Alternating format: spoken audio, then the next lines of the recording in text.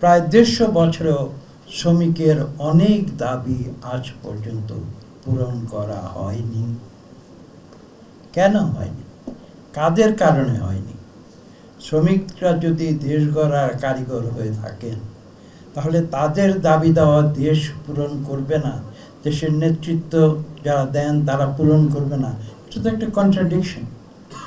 বাংলাদেশের যে অঞ্চল থেকে আমি জনগণের প্রতিনিধি হয়ে কাজ করেছি অতীতে, সেই অঞ্চলটি বাংলাদেশের একটি অত্যন্ত গুরুত্বপূর্ণ শিল্প এলাকা,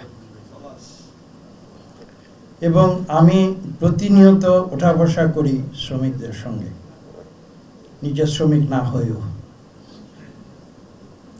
এবং সে কারণেই বলছি, এবং আমি সবসময় তাদের এভাবে সম্বোধন করি যে আমাকে যখন কেউ বলে মানুষ গড়া কারিগর, আমি তখন তাদের বলি, আমার এলাকার সহস্র সহস্র শ্রমিক রয়েছে, তাদের বলি যে শ্রমিকেরা কিন্তু দেশ গড়ার কারিগর।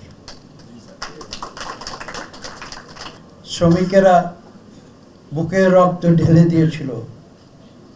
আজকে আপনারা যে দাবি দাবাগুলো এনেছেন, তার প্রথম দাবি দেওয়া ছিল শ্রমিক ৮ ঘন্টা কাজ করবে, বাকি সময়টা তাকে আমাদের দিতে হবে। এবং সেদিন থেকে শুরু করে আজকে ১৫০ বছরেরও বেশি, ১৫০ বছরের মতো অতিক্রান্ত হয়েছে। আমি ছোট্ট একটি প্রশ্ন আপনাদের সামনে তুলে ধরতে চাই।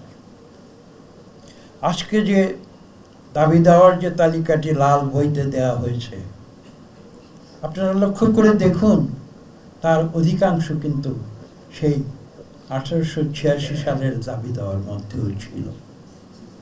অর্থাৎ প্রায় ১৫০ বছরেও শ্রমিকের অনেক দাবি আজ পর্যন্ত পূরণ করা হয়নি। কেন হয়নি? কাদের কারণে হয়নি? শ্রমিকরা যদি দেশ গড়ার কারিগর হয়ে থাকেন, তাহলে তাদের দাবি দেওয়া দেশ পূরণ করবে না, দেশের নেতৃত্ব যারা দেন তারা পূরণ করবে না। এটা তো একটা কন্ট্রাডিকশন।